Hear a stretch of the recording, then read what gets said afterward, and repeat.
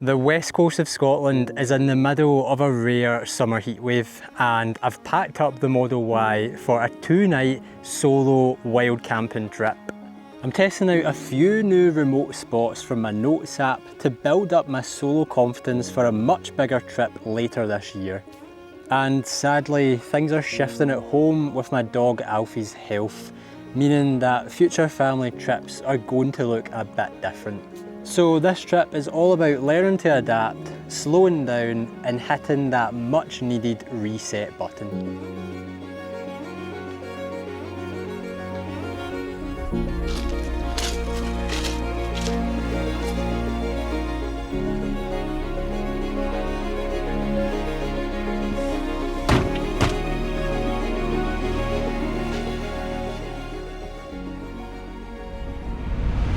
Well, we're making a quick pit stop at the Fort William Tesla supercharger to charge up as much as I can before we leave the grid behind. Now, while I'm out here on this trip, I'm taking advantage of the heat wave and I'm actually running a little experiment to see if you can actually comfortably sleep in the Model Y without using camp mode. And I'm filming that as a completely separate in-depth video, so keep an eye out for that dropping on the channel in the next few weeks. But for this trip, we're keeping the vibe relaxed.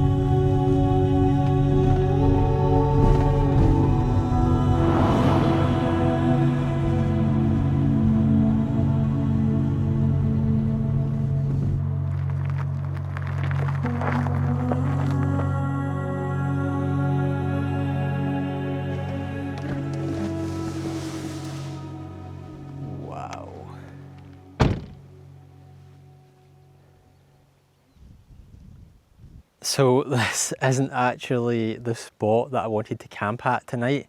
That pitch has already been taken by 3 other campers. So while I am totally remote, there's still other people out here trying to do the same thing.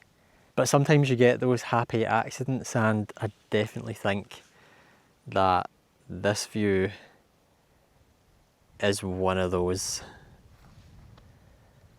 The only downside is I'm a little bit higher up than I wanted to be. I wanted access to the loch to actually go and have a swim in it. But maybe things happen for a reason, and maybe on this trip I'm just not meant to go in the water. And so now that I've arrived, this is the part where I'm thinking about my morning view. Do I want to wake up to this view, or would I rather wake up to a view looking right down the loch? And another thing to consider is the wind. The wind seems to be coming from the northeast. So again, it makes sense that I set up the rear of the car to face southwest.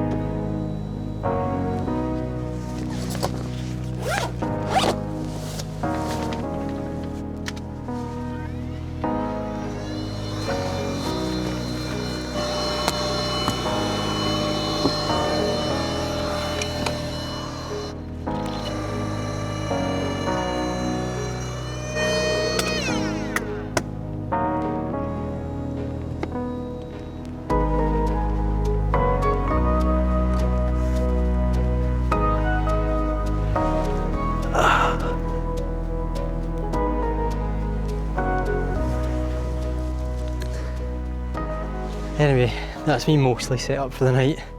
I'm not gonna lie, I'm absolutely starving. As you can see there, the sun is just about to set behind these Munros or hills behind me. And I've not had dinner, and I think it's getting close to 8 PM. So I'm gonna sort that out right now.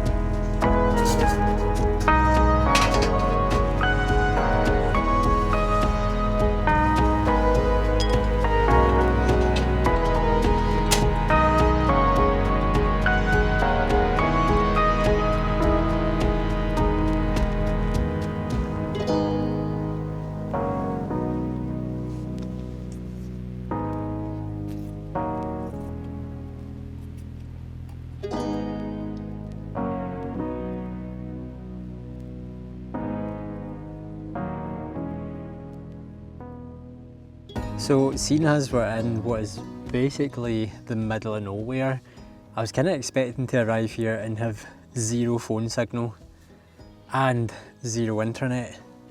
So I thought I would bring along some entertainment in the form of a book just in case. But it actually turns out that I've got perfect phone signal and 4G. But I'm so glad that I brought this book along. It's the SAS Survival Handbook by John Lofty Wiseman. And honestly, this is probably the book that I would pick up if there was a zombie apocalypse or some sort of end of the world scenario. It's got everything from making camp and finding food in the wild to security and self-defense in the streets. So you can be prepared for any city, land or sea. If you want to check out the book, I'll leave a link in the description. The sun is finally setting and it's a tad windy, but I think I might chance it and get the drone out.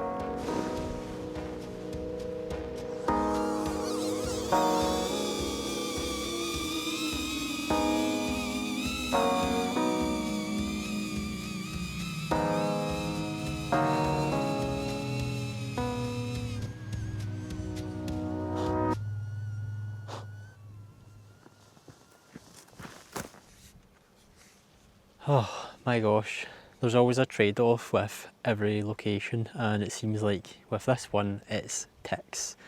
Literally just sat my phone down, my drone and the drone controller for like 5 seconds if that, and came back and they are crawling with ticks. I've literally had to wipe down the controller, the drone and my phone. You really need to be careful with ticks because they carry a whole bunch, or they can carry a whole bunch of tick-borne diseases or diseases that they pass on from other animals that they've been on. So if you are out in the wilderness, be on the lookout for ticks. There's one thing that I really recommend. It's something that I carry in my wallet with me all the time, and no, it's not the Tesla key card. It's actually this Smidge Quick Untick. Basically what it is it's a plastic card that's got a magnifying glass on it, and it also has this little section here that you actually use to get in underneath the tick if it does bite you, and pull it up so that you remove not only the body but the head as well, which is really important. So I'll leave a link in the description for this Smidge Quick Untick card because it is pretty much an essential item if you're going out somewhere remote like this.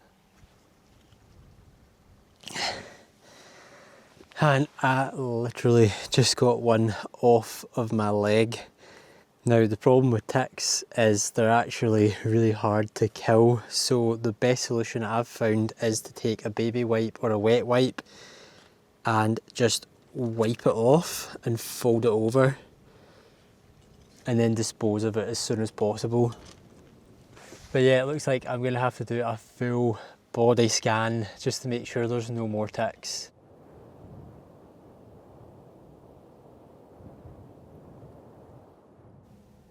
And even with the windows up, the car's absolutely filled with midges. So tomorrow's no camp mod sleep is going to be interesting.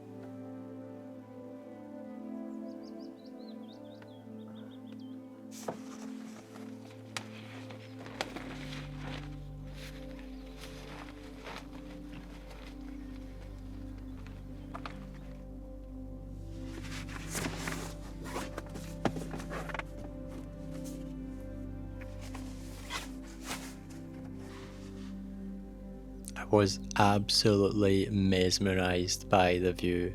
It almost didn't feel real. But when you've got that boot or trunk open, the rear light stays on constantly and there's no way to disable it from the car. So today I'm using an old pair of sunglasses and you can see that the light is still on. Now to get it off, all we need to do is get into that locking mechanism, give it a quick strike, and that light should turn off. This is perfect for at night time so you don't attract bugs, and also during the day so you don't have it shining in your face.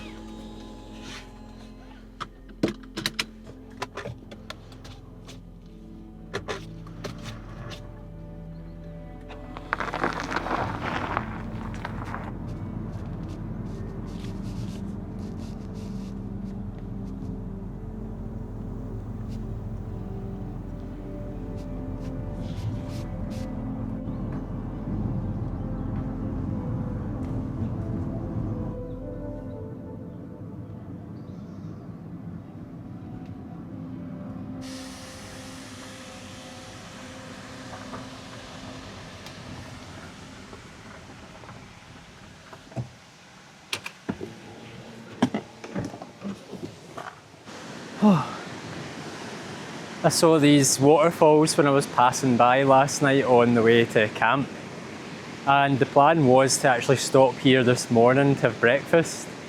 But as you know, this morning those midges were insane and I was kind of worried that this was going to be even more shaded and full of even more midges. So obviously I've had breakfast. I was contemplating having a warm drink here, but it's absolutely roasting.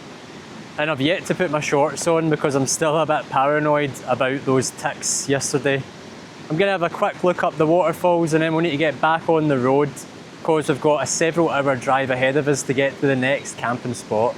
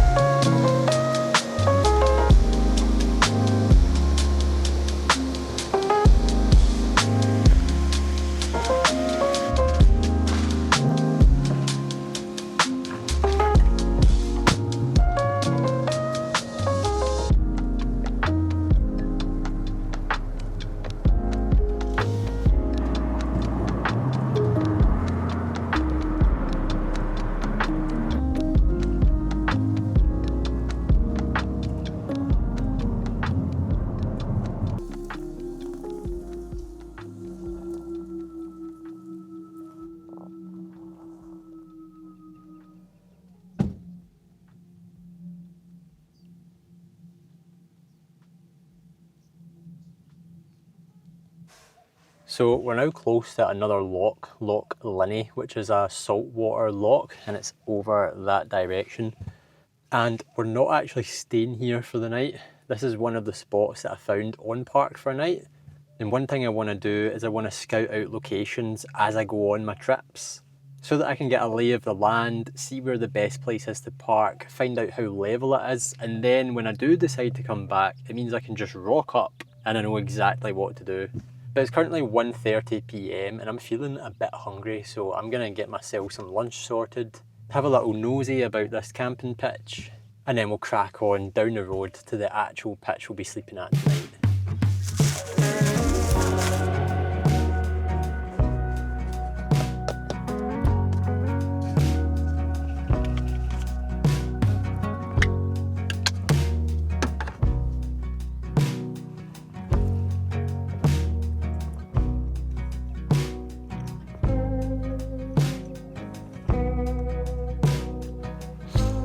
cuckoo bird.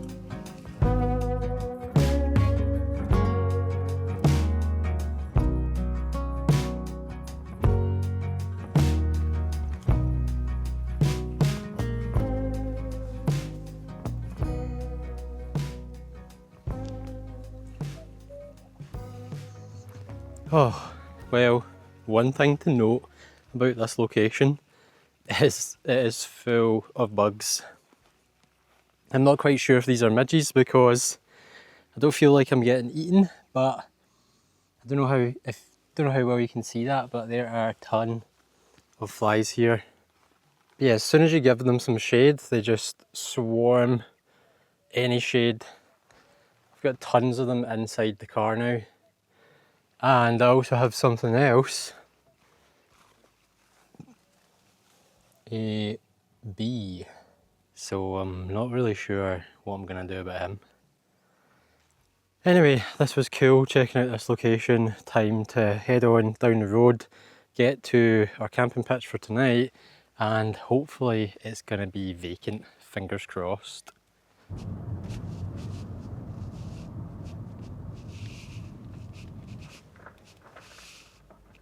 Well, this is it, right next to this tree, and then there's a little stream coming down here.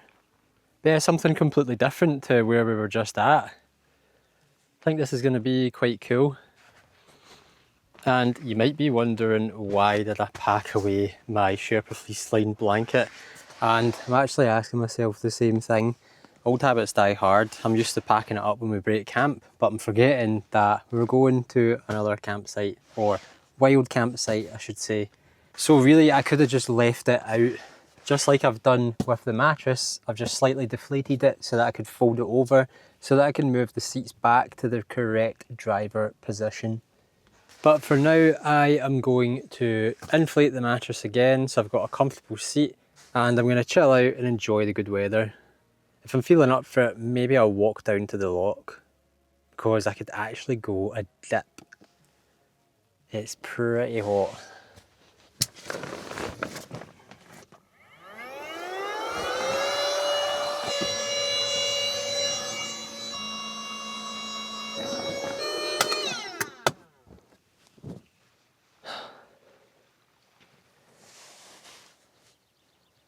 Oh, this is nice.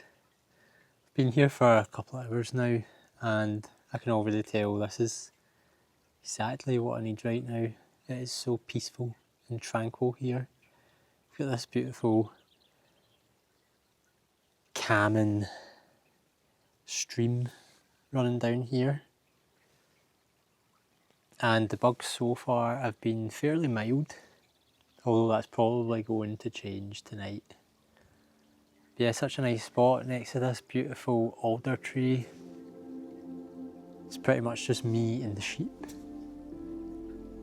But I think I'm gonna go for a little walk down here and explore this place a little more.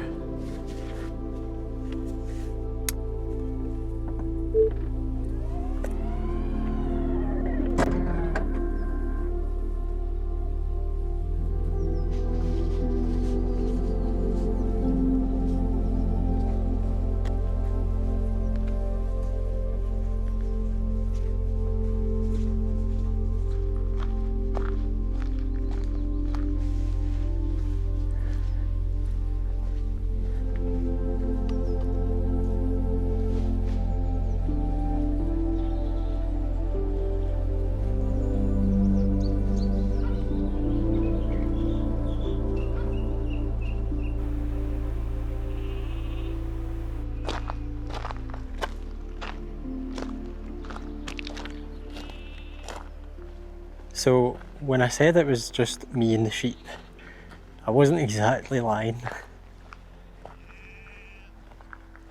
But the baby lambs are just so cute. Try not to disturb them, but I just want to go and give them a big hug.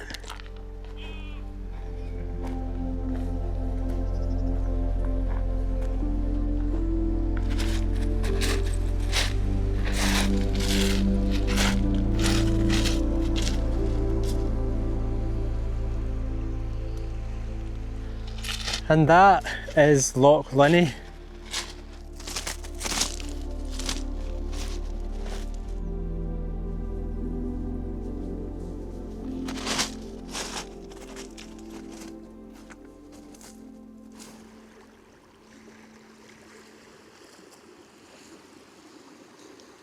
There you have it, from Loch Arkaig to Loch Linnhe. The fresh water to the salt water.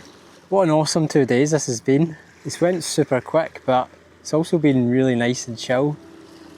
My original plan yesterday at Loch Arkaig, at the spot that I was supposed to pitch at, was to go for a little swim. But obviously that spot was already taken. And as you've seen, I found somewhere even better, just not with easy access to the loch. So I was thinking about having a dip here, but with it being a saltwater loch, there's a lot of algae, and the rocks here, well, they're pretty much boulders. There's tons of them. I could easily go over my ankle here. And I'm on my own. There's one person that I can see probably about half a mile away over there. But if I screamed, they wouldn't be able to hear me. So these are the things that you need to keep in mind when you're out here on your own. All it takes is one wrong move, one slip, one hit of the head. Things can go south pretty quick. So, as much as it's a bummer, I kind of have to put safety first. And there's always a next time. And that's what this year's all about. Challenging myself and hopefully inspiring you guys to do the same.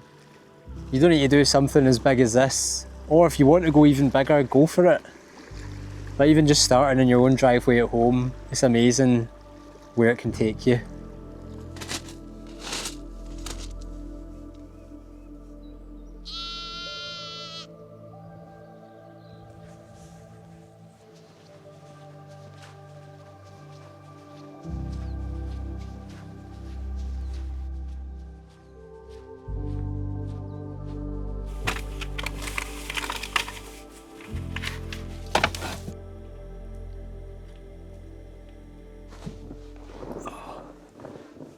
Well, it looks like our summer heatwave is maybe coming to an end.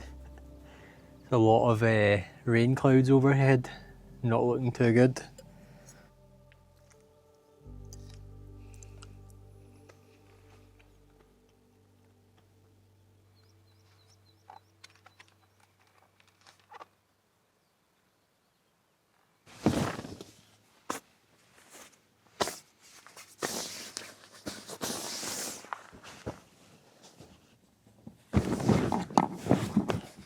Well, it's the last night and I've just been spending the last few hours just kind of soaking in the peace and quiet.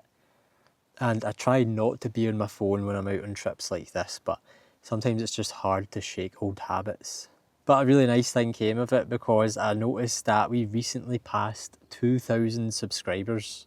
And that just blows me away because we only hit 1,000 subscribers at the very 1st of January. So I cannot thank you guys enough for all of your support for the Greens. And in even more positive news, we had our first successful Tesla camping giveaway. Congrats to Thomas on winning the 35-litre sub-trunk fridge. He kindly sent these photos of it installed in his Model Y, and he's been using it for local grocery runs before he finally manages to get out and go Tesla camping. I'm so glad that I've pushed myself on this trip because it proves that I can actually easily hop to different destinations over multiple days, but quite quickly. And that's exactly the confidence that I'm needing because later in this year, I'm planning on doing the NC 500, which is a famous road trip route around the Highlands in Scotland. In fact, I think it actually finishes in Fort William, which is obviously where we supercharged the other day. So stay tuned because fingers crossed we'll be able to actually complete that mission at the end of this year. I would really love to be doing this with Rebecca and Alfie, but sadly his health has deteriorated over the past month. We're managing it and hopefully we're slowing it down, but it's quite clear that the only way we're going to be able to camp with him is with a tent, which we do have, but there's a couple of other things we still need to sort out. We need to figure out a way to actually keep him warm at night, And it also means it's going to require a lot more planning. We're going to have to book commercial campsites well in advance. And so it just makes it a lot trickier to plan. But I'm sure we can get our first camping trip in as a family sometime soon. In the meantime, I'm going to be going on more solo camping adventures, exploring more of the Scottish Highlands. And I'm probably going to look into the east coast as well, because I heard there's less midges there. But I really want to head further south this year and go to England and also Wales. So if any of you guys are down those neck of the woods and doing a similar thing to what I'm doing, I would love to hear your recommendations about different locations or camping spots that you think I should visit.